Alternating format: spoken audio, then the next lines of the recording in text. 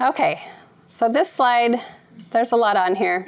I just want to briefly touch on HACCP because a lot of the growers in Alaska, I believe you're also acting as dealers. You're doing your own transportation or getting your own product to the consumer.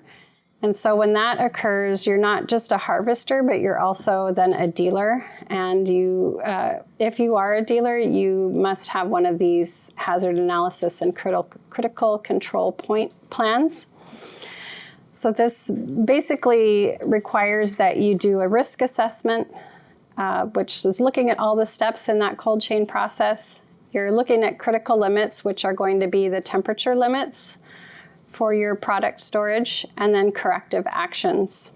If you do want to dive into the NSSP, chapters 10 and 13 talk about these critical control points, and they define them and explain what they are. And at a minimum, as a dealer, you should have critical control points for receiving and storage. But these are all going to be tailored to your specific farm and facility and operation. So you can't just copy and paste someone else's HACCP plan. You really need to tailor it to your specific needs, what you want to do, what your transportation looks like, what your storage facility looks like, and make sure that it makes sense for you. And again, DEC has on their resource page, they have some wonderful links that talk about the HACCP plan and also include links for HACCP training. So that's where you would want to go if you want to learn more about this. Yeah, so that's what we're going to say about that. It's really, there's a lot of information, so I didn't want to put everyone to sleep talking about HACCP and what you need to know. You really just need to dive in there and go through the training and go through the process, talk to DEC and find out what makes sense for you. Okay, so there's some good news about Alaska.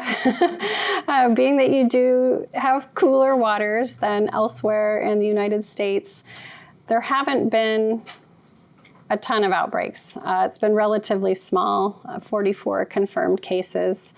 And the largest outbreak, not counting the cruise ship that happened back in 2004, was 12 cases in 2018. So I want to make the point that this was not necessarily growers' fault. When these outbreaks do occur, DEC does do an investigation. They do a trace back. So this is why it's really important that you have all of your documentation so that the tags that go with the oysters can then be traced back to the farm, and then the different harvest temperatures and times. It's important that they have all of that information so they can try to figure out what happened. But it's not necessarily the grower's fault. Like we mentioned before, often the Vibrio concentration in the oysters is pretty low when they come out of the water.